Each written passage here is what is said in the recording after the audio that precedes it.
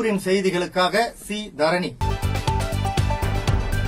இன்றைய காலத்திலும் அரசு மருத்துவமனைகள், வங்கி கட்டிடங்கள், கல்லூரிகள் உள்ளிட்டவை சேரி பகுதிகளுக்கு எளிதில் வருவதில்லை என்றும் அவற்றை பெறுவதற்காக மக்கள் தொடர்ந்து போராட வேண்டிய நிலையே நீடிப்பதாக விடுதலை சிறுத்தைகள் கட்சியின் தலைவர் திருமாவளவன் புதுச்சேரியில் நடைபெற்ற விழாவில் தெரிவித்துள்ளார்.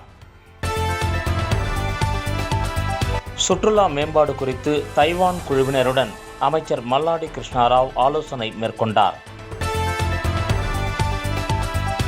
மதகடிப்பட்டு 4 முனை சந்திப்பில் சாலை ஆக்கிரமிப்புகளை அகற்ற எதிர்ப்பு தெரிவித்து வியாபாரிகள் திடீரென சாலை மறியலில் ஈடுபட்டதால் பரபரப்பு ஏற்பட்டது. இன்றைய காலத்திலும் அரசு மருத்துவமனைகள், வங்கி கட்டிடங்கள், கல்லூரிகள் உள்ளிட்டவை சேரி பகுதிகளுக்கு எளிதில் வருவதில்லை என்றும் அவற்றை பெறுவதற்காக மக்கள் தொடர்ந்து போராட வேண்டிய நிலையே நீடிப்பதாக விடுதலை சிறுத்தைகள் கட்சியின் தலைவர் திருமாவளவன் புதுச்சேரியில் நடைபெற்ற விழாவில் தெரிவித்துள்ளார்.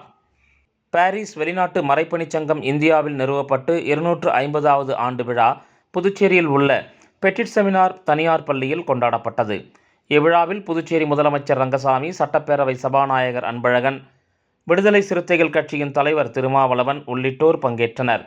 இவ்விழாவில் பேசிய திருமாவளவன், கிறிஸ்தவ சபையை மதம் பரப்பும் நிறுவனங்களாக சிலர் தவறான தகவல்களை பரப்பி வருவதாக குறிப்பிட்ட திருமாவளவன், கிறிஸ்துவத்தை பரப்புவது என்பது மத பிரச்சாரமாக மட்டுமே பார்க்கக்கூடாது என்றார்.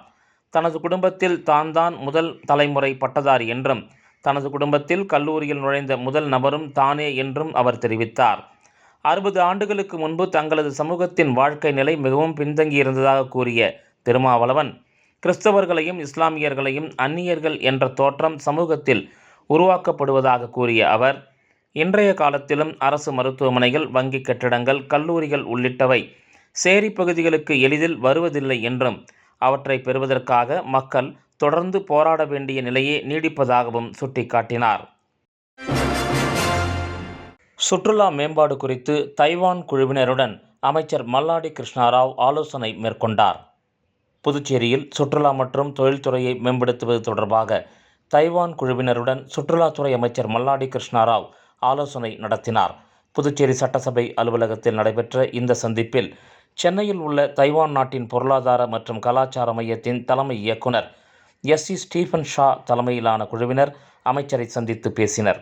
இந்த சந்திப்பின் போது புதுச்சேரியில் தொழில் தொடங்குவதற்கான வாய்ப்புகள், சுற்றுலாத்துறையை மேம்படுத்துவது மற்றும் புதுச்சேரி தைவான் இடையேயான கலாச்சார பரிவர்த்தனையை அதிகரிப்பது குறித்து ஆலோசிக்கப்பட்டது. மேலும் இருதரப்பு ஒத்துழைப்பு மூலம் புதுச்சேரியின் சுற்றுலா மற்றும் தொழில் வளர்ச்சியை மேம்படுத்துவது தொடர்பாகவும் கருத்துக்கள் பரிமாறிக்கொள்ளப்பட்டன. மதகடிப்பட்டு 4 முனை சந்திப்பில் சாலை ஆக்கிரமிப்புகளை அகற்ற எதிர்ப்பு தெரிவித்து வியாபாரிகள் திடீரென சாலை மறியலில் ஈடுபட்டதால் பரபரப்பு ஏற்பட்டது. புதுச்சேரி விழுப்புரம் 4 வழிச்சாலையில் அமைந்துள்ள மதகடிப்பட்டு 4 முனை சந்திப்பு வழியாக தினமும் ஆயிரக்கணக்கான வாகனங்கள் சென்று வருகின்றன. இப்பகுதியை சுற்றிலும் மருத்துவக் கல்லூரிகள், வணிக நிறுவனங்கள் உள்ளிட்டவை அதிக அளவில் உள்ளதால் எப்போதும் வாகன போக்குவரத்து அதிகமாக காணப்படும். இந்த நிலையில் சாலை ஓரங்களை ஆக்கிரமித்து கடைகள் அமைக்கப்பட்டுள்ளதால் அடிக்கடி போக்குவரத்து நெரிசல் ஏற்படுவதுடன் சில நேரங்களில் விபத்துகளும் நிகழ்ந்து வருகின்றன. இதையடுத்து பொதுப்பணித்துறை அதிகாரிகள் நேற்று மதகடிப்பட்டு 4 முனை சந்திப்பில் ஆக்கிரமிப்புகளை அகற்றும் பணியில் ஈடுபட்டனர். இதற்கு எதிர்ப்பு தெரிவித்த வியாபாரிகள் இந்தியன் வங்கி அருகே 4 வழிச்சாலையில் திடீரென மறியலில் ஈடுபட்டனர். இதனால் அப்பகுதியில் போக்குவரத்து பாதிக்கப்பட்டது. மேலும் ஆக்கிரமிப்பு அகற்றும் பணியில் ஈடுபட்ட அதிகாரிகளுடன் வியாபாரிகள் வாக்குவாதத்தில் ஈடுபட்டதால் அப்பகுதியில் பரபரப்பு ஏற்பட்டது. தகவல் அறிந்து சம்பவ இடத்திற்கு வந்த திருபவனை போலீசார் மற்றும் பொதுப்பணித்துறை அதிகாரிகள் வியாபாரிகளுடன் பேச்சுவார்த்தை நடத்தி சமாதானப்படுத்தினர். இதையடுத்து வியாபாரிகள் சாலை மறியலை கைவிட்டு கலைந்து சென்றனர். புதுச்சேரி தட்டாஞ்சாவடி பகுதியில் அடிக்கடி ஏற்படும் மின்தடையை கண்டித்து பொதுமக்கள் நேற்று இரவு தீப்பந்தம் ஏந்தி போராட்டத்தில் ஈடுபட்டனர். புதுச்சேரி தட்டாஞ்சாவடி மற்றும் சுற்றுவட்டார பகுதிகளில் முன் அறிவிப்பின்றி அடிக்கடி மின்தடை ஏற்படுவதால் பொதுமக்கள் கடும் அவதிக்கு உள்ளாகி வருகின்றனர். மேலும் சீரற்ற மின் விநியோகத்தால் வீட்டு உபயோக மின்சாதனங்கள் பழுதாகி வருவதாகவும் பொதுமக்கள் குற்றஞ்சாட்டினர். இதையடுத்து புதுச்சேரி மின்துறையின் அலட்சிய போக்கை கண்டித்து தாகூர் நகர் மின்துறை அலுவலகத்தை பொதுமக்கள் முற்றுகையிட்டனர். போராட்டத்துக்கு சேது செல்வம் தலைமை தாங்கினார். இதில் அப்பகுதியைச் சேர்ந்த முக்கிய பிரமுகர்கள் மற்றும் பொதுமக்கள் பலர் கலந்து கொண்டு கைகளில் தீப்பந்தம் ஏந்தி மின்தடையை கண்டித்து கோஷங்களை எழுப்பினர். இதைத் தொடர்ந்து போராட்டத்தில் ஈடுபட்டவர்களுடன் மின்துறை இளநிலை பொறியாளர் பேச்சுவார்த்தை நடத்தினார். அப்போது தடையின்றி சீரான மின் விநியோகம் வழங்க நடவடிக்கை மேற்கொள்ளப்படும் என உறுதியளித்தார்.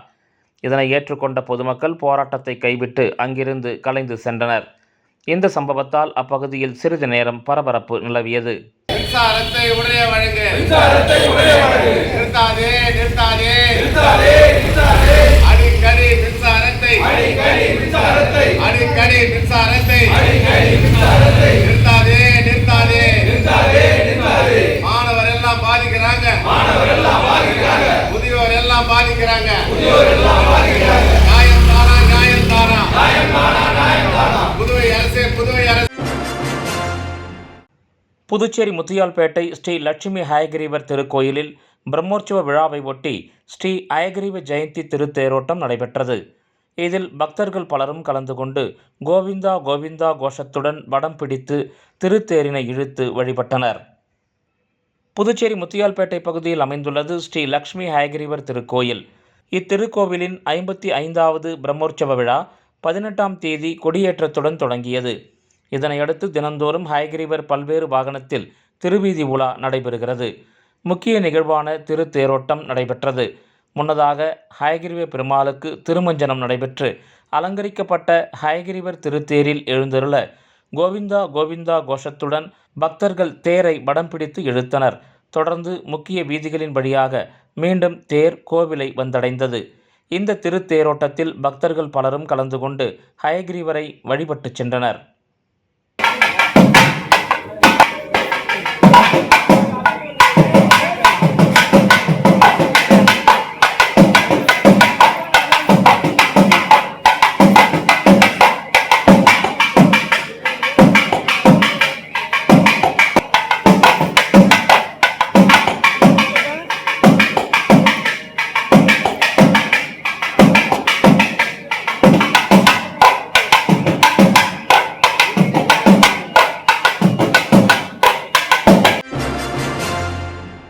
பேரிகார்டை அகற்றக்கோரி மக்கள் போராட்டக் குழுவினர் மாவட்ட ஆட்சியரிடம் மனு அளித்தனர்.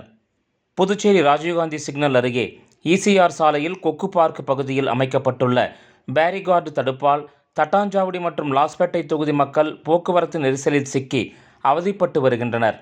இதையடுத்து பேரிகார்டை அகற்றி 2 சக்கர மற்றும் 3 சக்கர வாகனங்களை அனுமதிக்க கோரி மக்கள் போராட்டக் குழு சார்பில் இன்று போராட்டம் நடைபெற்றது.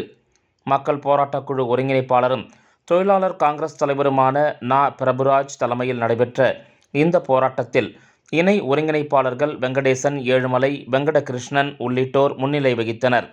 தொடர்ந்து கொக்கு பார்க் பகுதியிலிருந்து ஊர்வலமாக புறப்பட்டு மாவட்ட ஆட்சியர் அலுவலகம் சென்ற போராட்டக் குழுவினர் அங்கு மாவட்ட ஆட்சியரை சந்தித்து 250க்கும் மேற்பட்ட பொதுமக்கள் கையெழுத்திட்ட மனுவை வழங்கினர். பின்னர் நடைபெற்ற பேச்சுவார்த்தையில் பேரிகார்டு தடுப்பால் பொதுமக்களுக்கு ஏற்படும் போக்குவரத்து பாதிப்புகள் குறித்து மாவட்ட ஆட்சியரிடம் எடுத்துரைக்கப்பட்டது. இதுகுறித்து போக்குவரத்து காவல்துறை அதிகாரிகளிடம் ஆலோசனை நடத்திவிட்டு 2 நாட்களில் பதில் அளிப்பதாக மாவட்ட ஆட்சியர் தெரிவித்தார். போராட்டத்தில் காங்கிரஸ் வட்டார தலைவர்கள் ரவிச்சந்திரன், வேணுகோபால், இளைஞர் காங்கிரஸ் தலைவர் ஆனந்தபாபு உள்ளிட்ட நிர்வாகிகள் மற்றும் ஜீவானந்தபுரம், பாக்குமுடையான்பட்டு, தாகூர் நகர், வினோபா நகர், பொய்யாகுளம், முல்லை நகர் பகுதிகளைச் சேர்ந்த பொதுமக்கள் கலந்து கொண்டனர்.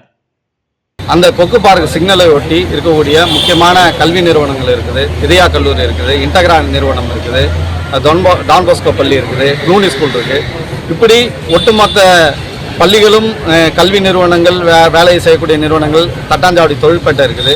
இந்த மாதிரி ஆயிரக்கணக்கான பொதுமக்கள் வந்து செல்லக்கூடிய அந்த பகுதியில் திடீரென்று பேரிகார்டு போட்டு டிராஃபிக் கன்ஜெஷன் வந்து குறைக்கிறோன்ற பேரில் டிராஃபிக் காவல்துறை அதிகாரிகள் வந்து போட்டாங்க. அப்போவே கடுமையான எதிர்ப்பு வந்து பொதுமக்கள் சார்பில் சொன்னோம். ஆனால் அதையும் கேட்காம கடந்த 2 மாதங்காலமாக பொதுமக்கள் அல்லல் பட்டு வருகின்றனர்.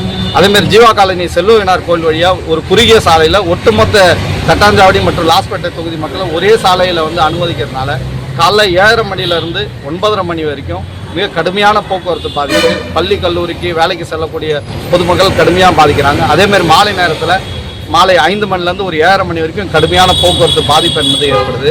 அதனால் அந்த கொக்கு பார்க் அந்த பகுதியில் போடப்பட்ட அந்த பேரிகார்டை குறைந்தபட்சம் 2 சக்கர வாகனம், 3 சக்கர வாகனத்தை அனுமதிக்க வேண்டும் என்று பொதுமக்கள் சார்பாக கையெழுத்து இயக்கம் நடத்தி இன்னைக்கு மாவட்ட ஆட்சியரை சந்தித்து மனுக்கள் கொடுக்கப்பட்டிருக்குது.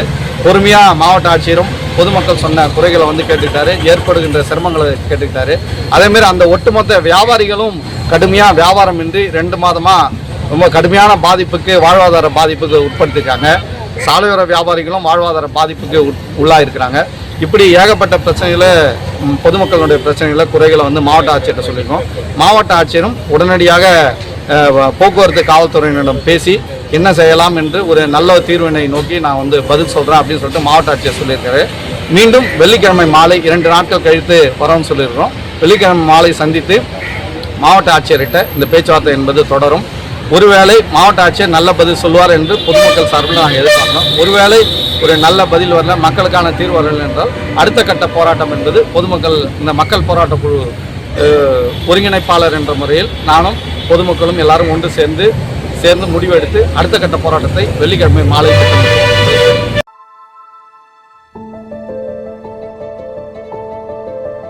நீ தோக்கணும்னு நினைக்கிறத விட நீ ஜெயிக்க கூடாதுன்னு இந்த உலகம் நினைக்கும். நீதான் எல்லா பிரச்சனைக்கும் காரணம்னு சொல்லும், நீ போதாதுன்னு சொல்லும். Listen, my family is never going to allow me to start a business. ஆனா உனக்கு நம்பிக்கை இருக்கும், நான் சராசரி இல்ல, சாதிக்க பிறந்தவன்னு தெரியும்.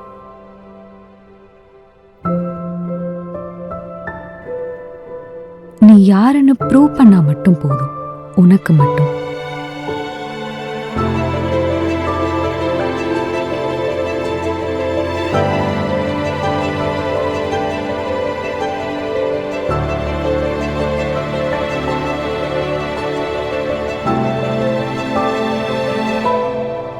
போல்டா, பேலன்ஸ்டா, பியூட்டிஃபுல்லா, உனக்கு மட்டும். பேலே பை ஜோஸ் அலுகாஸ். கூனிமுடக்கு பகுதியில் அமைந்துள்ள ஆதி கைலாசநாதர் தியான திருக்குடிலில் வளர்பிறை பிரதோஷ வழிபாடு நடைபெற்றது. புதுச்சேரி மாநிலம் கூனிமுடக்கிலிருந்து காட்டேரிக்குப்பம் செல்லும் பாதையில் தமிழக பகுதியான வழுதாவூர் சேரன் நகர் பகுதியில் எழுந்தருளியிருக்கும் ஆதி கைலாசநாதர் தியான திருக்குடிலில் நேற்று மாலை வளர்பிறை பிரதோஷ வழிபாடு நடைபெற்றது. முன்னதாக சாமிக்கு பால், தயிர், இளநீர், சந்தனம், விபூதி, பஞ்சாமிர்தம், பன்னீர் உள்ளிட்ட பல்வேறு திரவியங்களால் அபிஷேகம் செய்யப்பட்டது. தொடர்ந்து உலக நன்மை வேண்டி நடைபெற்ற கூட்டு வழிபாட்டில் திரளான பக்தர்கள் கலந்து கொண்டனர். இதனைத் தொடர்ந்து சாமிக்கு பூஜைகள் செய்யப்பட்டு மகா தீப ஆராதனை காண்பிக்கப்பட்டது. இதில் பக்தர்கள் திரளானோர் கலந்து கொண்டு சாமி தரிசனம் செய்தனர். தொடர்ந்து விழாவில் கலந்து கொண்ட பொதுமக்கள் அனைவருக்கும் அன்னதானம் வழங்கப்பட்டது. இதனைத் தொடர்ந்து சிவலிங்கம் சுவாமிக்கு எதிரில் நந்திக்கு பதிலாக அமைந்துள்ள பீடத்தில் பக்தர்கள் அமர்ந்து தியானம் மேற்கொண்டு இறை அருளை பெற்றனர். பிரதோஷ வழிபாட்டுக்கான ஏற்பாட்டினை ஆதி கைலாசநாதர் தியான திருக்குடலின் நிர்வாகிகள் சிறப்பான முறையில் செய்திருந்தனர்.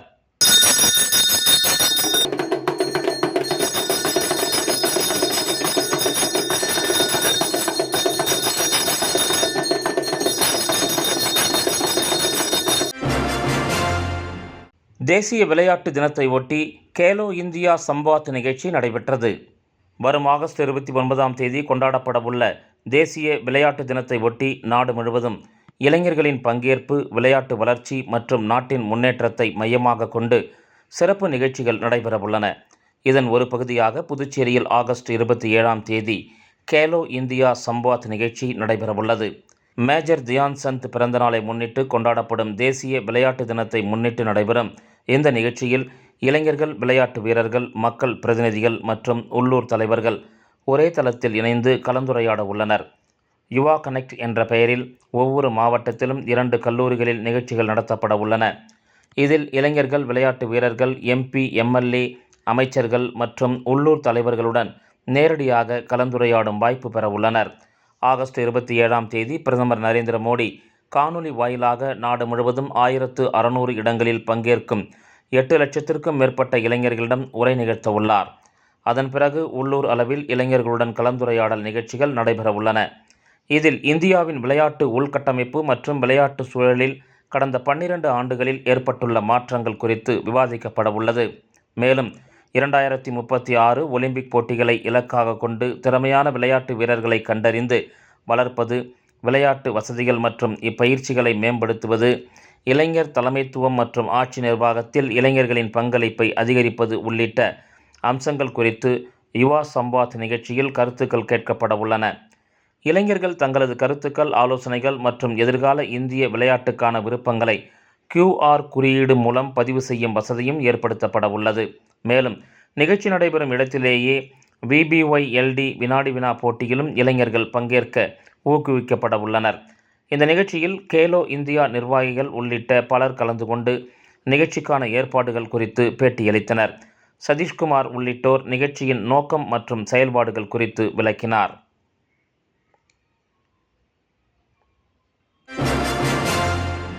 ஆரோவில் அருகே மதுபோதையில் வாகன கண்ணாடிகளை உடைத்த இளைஞர் போலீசாரிடம் காலில் விழுந்து கதறினார். ஆரோவில் அருகே மாட்டுக்காரன்சாவடி பகுதியில் மதுபோதையில் வந்த இளைஞர் ஒருவர் சாலையோரம் நிறுத்தப்பட்டிருந்த வாகனங்களின் கண்ணாடிகளை அடித்து உடைத்ததாக கூறப்படுகிறது. தொடர்ந்து டாடா ஏஸ் வாகனத்தையும் திறக்க முயன்றுள்ளார். இதனை பார்த்த பொதுமக்கள் அவரிடம் கேள்வி எழுப்பிய போது அவர் போதையில் தாறுமாறாக பேசியதாக தெரிகிறது. இதனால் ஆத்திரமடைந்த பொதுமக்கள் அவரை சூழ்ந்து பிடித்து போலீசாருக்கு தகவல் தெரிவித்தனர். தகவல் அறிந்து சம்பவ இடத்திற்கு வந்த போலீசார் அந்த இளைஞரை விசாரணைக்காக அழைத்துச் சென்றனர். அப்போது உச்சகட்ட போதையில் இருந்த அவர் உதவி ஆய்வாளர் விஜயின் காலில் விழுந்து கதறி அழுததாக கூறப்படுகிறது. விசாரணையில் அவர் நாகப்பட்டினத்தைச் சேர்ந்த 22 வயது உசேன் என்பதும் விழுப்புரத்தில் இருந்து 4 பேருடன் வந்ததாகவும் தெரிய வந்துள்ளது. மதுபோதையில் வாகன கண்ணாடிகளை உடைத்த சம்பவத்தால் ஆரோவில் பகுதியில் சிறிது நேரம் பரபரப்பு ஏற்பட்டது.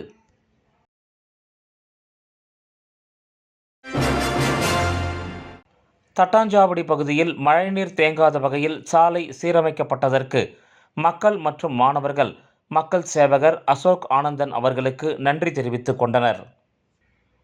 புதுச்சேரி தட்டாஞ்சாவடி தொகுதிக்கு உட்பட்ட தட்டாஞ்சாவடி பகுதியில் உள்ள அரசு தொடக்கப்பள்ளி மற்றும் ஸ்ரீ குண்டுதாங்கிய ஐயனாரப்பன் ஆலயம் அமைந்துள்ள பகுதியில் சாலையில் பள்ளம் ஏற்பட்டு மழைக்காலங்களில் மழைநீர் தேங்கி நின்றதால் பொதுமக்கள் மற்றும் பள்ளி மாணவர்கள் பெரும் சிரமத்திற்கு உள்ளாகி வந்தனர். இதுகுறித்து அப்பகுதி மக்கள் சேவகர் அசோக் ஆனந்தன் அவர்களை நேரில் சந்தித்து கோரிக்கை வைத்தனர்.